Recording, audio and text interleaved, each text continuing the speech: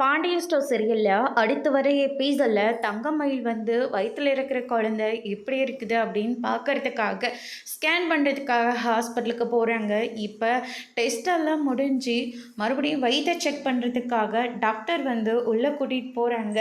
அப்போ தங்கமயில படுக்க வச்சு வயிற்றுல குழந்தை எப்படி இருக்குது அப்படின்னு சொல்லிட்டு ஸ்கேன் பண்ண பார்க்கும்போது வயிற்றுல இருந்து ஒன்றுமே தெரியவே இல்லை.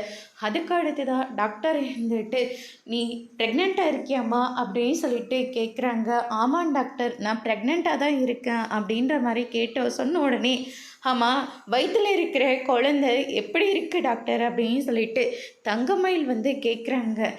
இப்போல்லாம் சொல்ல முடியாது, மாமா போகலாம் அப்படின்னு சொல்லிட்டு எல்லாரும் முன்னாடியும் போயிட்டு என்ன டாக்டர் செக் பண்ணீங்கல்ல வயிற்றில் இருக்கிற குழந்தை எப்படி இருக்குது அப்படின்னு சொல்லிட்டு சரவணன் முதல் கொண்டு எல்லாருமே வந்து கேட்குறாங்க.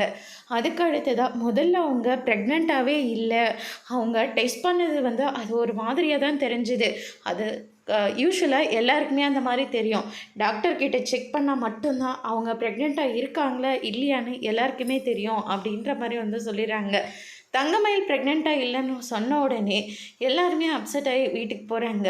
மாமா, நான் ப்ரெக்னெண்ட்டாக இருக்கேன்னு நினச்சி தான் நான் ரொம்ப சந்தோஷப்பட்டேன். இப்போ டாக்டர் அப்படி சொன்னோடனே மனசு ரொம்ப கஷ்டமாக இருக்குது அப்படின்னு சொல்லி தங்கமயில் வந்து சரவணை கட்டி பிடிச்சி ஃபீல் பண்ணி அழுகிறாங்க. ஆனால் சரவணன் இருந்துட்டு ஏமாறுறது எனக்கு என்ன இது முதல் டைமா அப்படின்ற மாதிரி சொல்லிட்டு போயிடுறாங்க. இதை கேட்டோன்னு தங்கமயில் வந்து ஷாக் ஆகுறாங்க. அதோட முடிச்சிருக்காங்க. இனி பாண்டியன் ஸ்டோரில் அடுத்தடுத்து என்னெல்லாம் நடக்க போகுதுன்றதை வெயிட் பண்ணி பார்க்கலாம். தேங்க்யூ.